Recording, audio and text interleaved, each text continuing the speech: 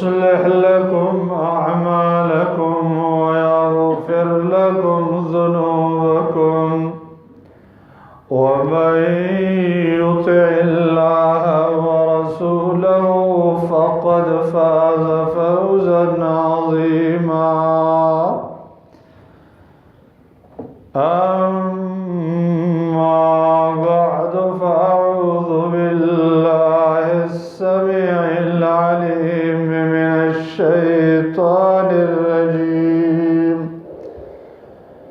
بسم الله الرحمن الرحيم.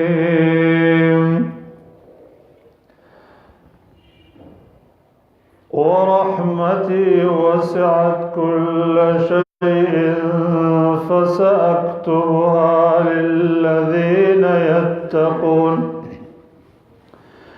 للذين يتقون ويؤتون الزكاة والذين هم بآياتنا يؤمنون. ډیرو قدرمنو عزتمندو مسلمانانو ورونو، اکثر منګو تاسو د علماء کرامونا د الله د غضب، د الله د قهر، د الله د عذاب داسې بیانات اورو. نو دی په وجه باندې انسان په ډیره یره کې راشي او داسې بدبخته انسانان چرته نشو چې موږ د الله رب العالمین د دې پراخ رحمت نه محروم شو. د دین اسلام قدرمنو عزتمندو ورونو، قرآن عظیم الشان کې چې څومره د الله رب العالمین د رحمت، د الله د مهربانۍ او د الله د عفو او مغفرت او د الله رب العالمین د رحمتونو تذکره ده، دومره د الله د غضب او د قهر تذکره نشته. د الله رب العالمین په بهترینو نومونو کې یو نوم دی رحمان، چې الله صد پاسه 50 کرته په قرآن عظیم الشان کې دا نوم ذکر کړی دی. دي کې بندگانو ته دا مینه ورکوي، دا امید ورکوي، دی سره تعلق برابرای چې بندگانو چرته د یو ګناه په وجه، د یو عذاب په وجه، د یو مصیبت په وجه باندې زما د پراخ رحمت نه امید نشي. ګورا د الله رب العالمین رحمتونه مخکې راځي، به د الله د رحمتونو سلسله کې چې انسان د الله دین تراون نګرځي، به په د الله عذابونه او غضبونه رستو راځي. حدیث کے راضی محمد مصطفیٰ صلی اللہ علیہ وآلہ وسلم فرمائی، لما خلق اللہ الخلق كتب كتابا فهو عنده فوق العرش ان رحمتي تغلب غضبي او سبقت غضبي. کلچ اللہ رب العالمین دا ټول اسمانونو او زمکه پیدا کړی، الله رب العالمین یو خط ولیکو، دا خط د رب العالمین سره د عرش نه بر پروت دی چې پاغي کې الله دا لیکلی دی چې ان رحمتي سبقت غضبي او ان رحمتي تغلب غضبي. زما رحمت زما د غضب نه وړاندې، زما رحمت زما په غضب باندې غالب دی. د دین اسلام قدرمنو عزتمند ورونو، مشهور خبره خدا ده چې الله رب العالمین د اولیاء میاندو نه په بندگانو ډیر مهربان دی. دا خبره کوم روایت کې ثابت نه ده، مشهور صرف ده، لیکن خبره د دین هم اوچته ده، د اولیاء نه بلکې د کروڑونو میاندو نه زیات مهربان دی. او دا د یو صحیح حدیث مضمون ده. نبی کریم صلی الله علیه و آله وسلم فرمائی إن الله عز وجل خلق 100 رحمة أنزل منها واحدة بها يتراحم العباد فيما بينهم. الله رب العالمين سل رحمتنا پیدا کړي، د سل رحمتونو یو رحمت دنیا ته نازل کړي، یو رحمت د کروڑونو عالم تر مابین تقسیم دی، دا او انسانانو ته په هغه کې یو کروڑو حصہ رسیدلې ده. د انسانانو کې نارینه او زنانه دي، زنانو کې به مین دي یو قسم دی، هغه ته د کروڑو حصہ ور رسیدلې ده. د اویا میاندو رحمتونو راټول کې دا د الله د رحمت د سلم حصے د کروڑوں میں حصے یو جز دے. رب العالمین پسل رحمتونو مهربانا رب دے. د یو رحمت اثر د څه دی چې مور په بچی باندې څومره مهرباني، بلکې د حیواناتو کې چې دا اسب په احتیاط باندې خپو چتای چې زما بچي زما د خپې د لاندې زخمی نشي، دا د الله د هغه یو رحمت حصہ ده چې کروڑونو عالم تر مابین تقسیم کړي. دی اسب ته مور پکې ور رسیدلې، دا په خپل بچی باندې دومره رحم کوي چې خپل خپې احتیاط نه اوچتای، په احتیاط باندې خپل خپو اوچتای چې زما بچي زما د خپې د لاندې زخمی نشي. نو کله تاسو وګورئ د یو مور د خپل نیازبین بچی باندې ترحم تاسو لیدلې، د هغې چې هغه مور بچی باندې رحم کوي، مور خپل آرام نه کوي، بچی له آرام ورکوي، خپل ځان ګرمۍ یخنۍ له نه ورکوي، بچی نه ورکوي، ځان ولګې تندې نه ورکوي، بچی نه ورکوي، ځان خفګان له ورکوي، بچی نه ورکوي. خو که چېرته دا بچی مور ته کنځل وکړي او پلار راپاسي بچي له یوه څپېړه ورکوي، مور یې ورته نه پرېږدي. دا د مور ترحم دی په بچي باندې چې ده ته یې کنځل وکړو، دا یې وځورو، دا مور د دې بچي د لاسه جاړي چې پلار یې راشي، چې مور په ژړا ویني او غوسه شي بچي له یوه څپېړه ورکوي، مور په خپل ځان راوغورځوي چې دا به نه وي. دا د مور رحم دی په بچي باندې. او محمد مصطفی صلی الله علیه و آله وسلم یو ورځ د مجاهدینو په لښکر کې روان و چې مخکې یو زنانه و چې د هغې ماشوم بچی لارې ته راوتی و. یو روایت کې راځي چې په قیدیانو کې یو زنانه و چې هغه کله ولیدل چې لښکر د مجاهدینو را روان دی او زما بچی مخې ته لار کې دی چې دا زخمي نه کړي، په منډه راله خپل بچی سینې پورې اوجخت کړو. رسول الله صلی الله علیه وسلم صحابه کرامو ته فرمایل ارأیتم هذه طارحة ولدها فی النار، سمو خیال دی دا مور به دا بچی ورته وغورځوي؟ نبی صلی الله علیه وسلم ته صحابه ویل یا رسول الله دا یې د سینې نه جدا کوي نو ورته به څنګه وغورځوي؟ هغه وفرمایل والله لله ارحم بعباده من هذه على ولدها، قسم په الله چې الله په بندگانو باندې د مور او پلار نه ډېر مهربانه دی. رب العالمین فرمائی یواز انسانان نه، یواز مسلمانان نه، بلکې د الله رحمت کفارو ته هم پراخه دی. الله فرمائی چې ورحمتی وسعت کل شیء، زما رحمت هر سیز ته پراخه دی، هر یو سیز ته د الله رحمت پراخه دی. حتی نګورئ چې دا کافران د الله د حکمونو خلاف کوي، الله ته کنځل کوي، د الله د دین خلاف کوي، د الله بندگان په جیلونو کې اچي سوځي، او بیا الله دوی له رزق ورکوي، الله حیات او ژوند ورکوي، الله اوبه ورکوي، الله صحت ورکوي، الله یې ارمانونه پوره کوي. دا د دنیا رحمتونه دي چې بنده دغې رحمتونو کې لا اوس هم باقي پاتې دي. زمان اسلام قدرمنو عزتمندو ورونو د دنیا کفار سکه چې د ټول کفارو سید او سردار چې هغه ابلیس دی چې د الله رب العالمین د حکم خلاف وکړو. الله وتعالى آدم علیه السلام ته سجده وکړه، د صریح رد وکړه، ابا واستكبر وكان من الكافرین، او ویل لم اكن لاسجد لبشر خلقته من صلصال من حمأ مسنون، زد دس یو بشر ته سجده نکوم چې تا د خټې نه پیدا کړې. بیا هم وی الله نه دعا وغوښتله چې یا رب انظرنی الى یوم یبعثون، ما ته مهلت راکا. الله د رحمت نه بیا هم محروم نشو، رحمت یو حصو ته ورسېدله او دا دعا یې قبول شوه. الله تعالی فإنک من المنذرین الى یوم الوقت المعلوم. وسمو خیال دی چې هغه پراخه رحمت د رب العالمین چې په هغې کې دنیا کې د دنیا د حصې نه یې کفار بلکې د ټولو کفارو سید او سردار چې هغه ابلیس دی هغه محروم نه دی. دنیا کې به انسان اشرف المخلوقات او بیا د مسلمان بیا په مسلمانانو کې د سید الاولین والآخرین متبع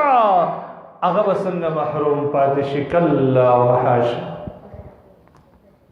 قدرمن او عزتمند ورونو که د الله رب العالمین دی رحمتونو ته سوچ او فکر وکړو، یقینا عقل حیرانېږي چې ولې زه ناامیده یما، ولې زه تشویش کې یما، ولې زه فکر کې یما، ولې زه پریشانه یم. زما داسې محبوب رب دی، محبوب چې هغه به ما یقینا بخي، هغه به ما ته معافي کوي تر څو پورې چې ما بالکل خپل ځان په خپله جهنم ته ورغورځولی نه وي او ښکاره مې د جهنم په لاره باندې روان شوی نه یم. د الله او د الله رسول حکمونه مې د خپو د لاندې کړي نه وي او د الله او د الله د رسول مخالفت ته په ډاګه راوتلی نه یم. حدیث کې راځي وایي لو یعلم الکافر مدى رحمت الله عز وجل لما قنت من جنته. کافر ته هم د الله د رحمت د پراخی علم وشي چې الله دومره مهربان دی، هغه به هم امید پیدا شي چې یا الله زم ستا رحمت کې داخلېږم او جنت نه امید نه کوم. قیامت کې چې الله د غضب نه رستو د رحمت فیصله شروع کی، یو ضعیف روایت کې داسې ورسره راغلی دی وای حتی ان ابلیس الابالسه لیتطاول، د ابلیس او د ابلیسانو سردار هغه به سټ راوچت کی که زه هم د الله د رحمت مستحق وګرځم، ټوله دنیا د الله په رحمت کې داخله شوه، زم که چرته وګرځم. حجاج ابن یوسف چې د زرګونو مسلمانانو قتل هغه کړی او دنیا کې ډېر سخت ظلمونه یې کړي وو، کله چې هغه وفات کېده وایي مور ورته ډېر زیات ژړل. هغه ته پوښتنه وکړه مور یې ولې ډېر ژاړې؟ هغه ویل دومره ظلمونه، دومره زیاتې، دومره ناروا دې کړې ده، نو زه یېرېږم چې ستا به ډېر بدترین عاقبت وي، په دې خبره ماته یېره راځي. هغه ورته ویله مورې که چېرته الله قیامت کې زما فیصله تاله درکړي چې زه د حجاج مورې د حجاج فیصله ته وکړه، ته به څنګه فیصله کې؟ وایي زه به ووایم چې زما بچی دی داخل دي شي جنت ته. نو هغه وایي قسم په الله که ماله الله اختیار راکړي چې زه دله فیصله وکړم که دا مور دې فیصله وکړي، زه به ووایم ربه ته فیصله وکړه ځکه ستا رحم زما د دې مور نه ډېر دی. ما د رسول الله صلی الله علیه وسلم نه اورېدلی دی چې لله ارحم بعباده من هذه على ولدها. نبی صلی الله علیه وسلم فرمایي چې الله د مور نه په بنده ډیر رحم کوونکی دی. اجمالی طور باندې قدرمن او عزتمند ورونو د الله په رحمت کې تاسو سوچ او فکر وکړئ، یقینا چې عقل حیرانوي. انسان لا پیدا نه دی، د هغه وخت نه د الله د رحمت پلوشې په دې انسان ته متوجه دي، لا پیدا نه دی. هغې نه مخکې الله د رحمت په قبضه کې اخیستلی دی. هغه څنګه؟ الله رب العالمین نارینه ته وایي چې د ځان دپاره واده کې رشته داري کې دینداره زنانه وکړه، دینداره او دغه رنګې زنانه ته وایي چې د ځان دپاره خاوند کښېنو. اذا اتاکم ممن ترضون دینه وخلقه فزوجوه والا تکن فتنة فی الارض وفساد عریض. کله چې تاسو ته دیندار انسان راشي چې داغه دین او داغه اخلاق تاسو ته خوښ وي هغه د خپل خور او لور په نکاح کوي که داسې ونه کوي ګوره سخته فتنه به درته در ورسېږي او پلن فتنه به درته در ورسېږي او سخت عذابونه به درته در ورسېږي خاون ته وایي سړي ته وایي تنکح المرأة لأربع لمالها ولحسبها ولجمالها فاظفر بذات الدين تربت یداکا زنانه د څلورو د صفاتو د وجې نه په نکاح کېږي مال د وجې نه ښایست د وجې نه نسب د وجې نه دین د وجې نه دینداره زنانه باندې کامیاب شو ګوره دینداره زنانه وکړه او بیا فرمایي نبی علیه السلام د مال د وجې نه زنانه مه کوئ ولې کیدای شي چې مال هغه لره سرکشه کړي د جمال د وجې نه تاسو زنانه په نکاح کوئ کیدای شي چې د هغه جمال هغه لره ردي کړي د دین د وجې نه په نکاح کوي ولې ځکه د دې مور او پلار د رستو به یو ماشوم پیدا کیږي د مور او پلار نیکی او فجور په دې ماشوم اثر کوي داسې نه چې خپله لور فاسق فاجر لور کی د هغې نه بچی پیدا شي دا فاسق فاجر پلار فسق و فجور تراولي هغه ماشوم چې لا پیدا نه دی الله مخکې نه د هغې د ترحم فیصله کړې ده چې هغه چېرته فسق و فجور ته رالټ شي زما د رحمت نه به ناامیده شي د مور او پلار د ګناهونو اثر په بچی باندې کیږي د فاسق فاجر مور او پلار بچي اکثر فاسق فاجر ګرځي کته د فاسق فاجر سره رشتہ داری وکي هغه بچي چې ستاسو نه پیدا کیږي هغه به فسق او فجور وکي الله وای زما د رحمت نه بنا امید شي زما د رحمت نه به محروم شي نو الله د دغه ماشوم د ترحم فیصله مخکې کړې ده چې دا دیندار زنانه سره نکاح وکړه دیندار سړي سره نکاح وکړه چې ستا د دې دین اثر به په هغه بچي باندې وشي او هغه بچی به زما د رحمت مستحق وګرځي بیا چې کله ماشوم رحم تراشي نطفه رحم تراشي په دغه وخت کې بیا شریعت د دې ماشوم یو خاص اهتمام کړی دی دی ماشوم باندې د الله رحمتونه راوریږي هغه دا دی چې دی ماشوم د دې ماشوم مور ته وایي چې مور شریعت فیصله کړې ده که تا روجه ونیوله او دا روجه د ماشوم ته ضرر رسوي د دې ته نقصان رسوي نو خیر دی تا ته روجه ماته کا چې ماشوم پیدا شوی به روجه ونیسي إن الله وضع عن المسافر شطر الصلاة والصوم وعن الحامل والمرضع الصوم الله حامل الزنانا او مرضعه پي ورکون کې زنانه تا روجه معاف کړی د چې روجه منیسه اوس ولې د الله رحمت دی په ماشوم چې ماشوم ضایع نشي ماشوم ته ضرر ونه رسیږي که یو ډاکټر او یو طبیب ووایي چې دا مور او پلار چې دا مور چې کله روجه ونیسي نو په دې وخت کې د ماشوم ته ضرر دی دې وخت کې د مور له روجه نیول جایز نه دی ګوره الله ته خپل حکم اوچت کو د دې ماشوم د ترحم د وجې نه حال دا دی هغه په رحم کې پروت دی هیڅ عمل کړی نه دی هیڅ د الله د رحمت دعا یې کړې نه ده د الله نه رحمت غوښتلی نه دی خو د الله رحمت هلته وررسېدلی دی هم دغه رنګي د دې زنانه چې کله دا زنانه حامله شي ماشوم چې د په خېټه کې ژوندی شي د دې زنانه به خاص احکامات دي الله رب العالمین وایي اے خاوند که د دې خاوند او د دې ښځې تر مابین اختلاف رالی نو دې خاوند باندې فرض دی چې په دې مور به خرچه کوي تر څو چې د خرچې د نشوالي د وجې نه ماشوم خراب نشي ضایع نشي دا د الله رحم دی په دې ماشوم باندې همدغه رنګ الله د دې ماشوم د حفاظت دپاره حکمونه وضع کړي دي که د دې د مور سره چا جنګ و جدل وکړو ماشوم د دې د جنګ و جدل د وجې نه ضایع شو الله په هغې باندې یو وینځ او یو غلام کېښودلی دی چې یو وینځ او یو غلام به ورکوي غره عبد او اما ولې دا ماشوم د الله د خاص رحمت او د خاص رعایت او حفاظت د لاندې دی ماشوم چې کله پیدا شي الله رب العالمین د دې مور په زړه کې یو خاص رحمت واچو د دې ماشوم د وجنا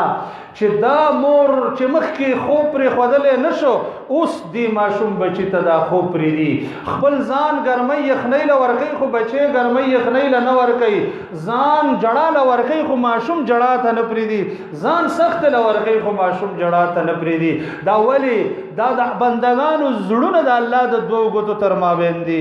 ان قلوب بني آدم بين اصبعين من اصابع الرحمن يقلبها كيف يشاء د بندگانو زړونه د الله د دوو ګوتو تر مابین دي دا د مور زړه دی ماشوم ته مایل کړی دی بس ټوله دنیا د هغې نه ورکوي خو چې ماشوم بچي ته ضرر ونه رسېږي بیا الله په مور فرض کړی دا چې دی ماشوم ته به ته پی ورکې والوالدات یرضعن اولادهن حولین کاملین دا ګوره مور ده الله ورته حکم کوي ګوره په بچي رحم وکړه 2 کاله پورې دې ته پی ورکوه که اختلافات رال پلار ته وایي ته به د دې مور خرچه ادا کوې چې دا د خپل ماشوم بچي ته پی ورکوي کپړې به ته ورکې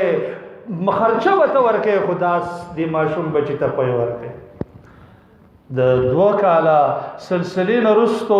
الله رب العالمین دا ماشوم وکلنۍ ته ورسوي وکلنۍ ته الله پلار ته حکم کړی دی د الله شریعت د الله رسول مروا اولادکم اذا بلغوا 7 چې وکلنۍ ته ورسېده ګوره د الله د رحمت بهترین حوض ته داخل کړه چې هغه منځ دی منځ د الله عظیم رحمتونه را جلب کوي برکتونه را جلب کوي د مانځه سره عادت کې چې دا ماشوم بچي الله زما د رحم مستحق شي ماشوم لس کلنۍ ته ورسېدو او بیا د الله د رحمت نه تختی را تختی مونځ نه کوي د الله د رسول حکم دی واضربوهم علیها اذا بلغوا 10 کله چې د لس کلنۍ ته ورسېدل بیا په سپېړه ووایي دا څنګه د الله د رحمت نه تختی په زور سره د الله رحمت ته راجع کوي ماشوم بلوغ ته ورسېده الله د دنیا داعیان ټولو په زړونه پرې رامایل که چې اوس دې ته دعوت ورکړه د دنیا حلقات ولګېدل قاري صاحبانو حلقات لګولي مدارس لګېدلي دي مالداره خلک خپل خرچې په مدارسو باندې کوي خپل ځمکې مدارسو له ورکوي مسجدونه آبادوي ځمکې آبادوي مدرسې آبادوي ولې چې دا ماشوم بچی د الله د رحمت دین زده کی چې قرآن او سنت دی چې هغه د رحمت کتاب دی دی د رحمت حوض لره راشي د کوم په باره کې چې رسول الله صلی الله علیه وسلم فرمایي وما اجتمع قوم في بيت من بيوت الله يتلون كتاب الله ويتدارسونه فيما بينهم إلا نزلت عليهم السكينة وغشيتهم الرحمة الله د قاری صاحبانو په زړونو کې واچول د مالدارو په زړونو کې واچول چې راشه د رحمت مرکز ولګوه چې ماشومان راځي او دلته د رحمت د حوض نه سیرابېږي قاری خپل وخت ورکړی دی څه مجبوره کړی دی الله یې زړه مایله کړی دی چې زما دې بنده ته د رحمت درسونه د رحمت کتاب ورته وښایه او زما دی بنده دی ماشوم دا د رحمت دین اوخایا مالدار سړی خپلې پیسې خرج کوي په تکلیف او مشکلات یې وګټي به یې خرج کوي دلته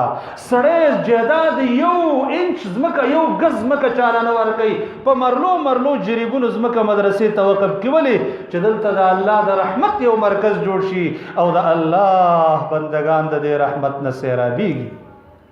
الله د دین داعیان او علماء ته په زړه کې واچول چې او چلوي د الله د دین دعوت الله وتوي تاسو له دومره اجر درکم څومره چې دی عمل کوونکي له ورکوم خو تاسو د الله رب العالمین عمل دی د دین باندې عمل وکړي زما د اسلام قدرمن او عزتمند ورونو بیا دې ته متوجه شي چې مور او پلار نه بچي یو کرته نافرمانی وکي وي خیر دی بچي مې دې دویم کرته وکي دریم کرته وکي اخر وي الله دې تباہ او برباد کړ الله دې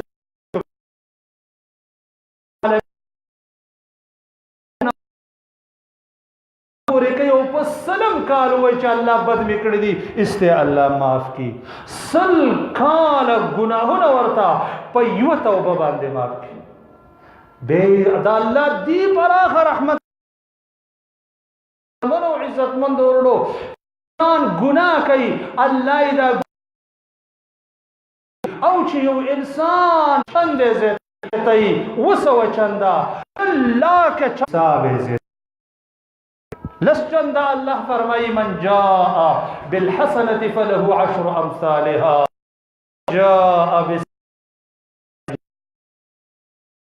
وسو چند اللہ فرمائی کا مثل حبت کل سنبلت 100 حبہ حدیث ابو هريرة تنہو کے راضی امام احمد مسند یونی کی شلا کا چند زیتی شلا کی تاریخ کے لئے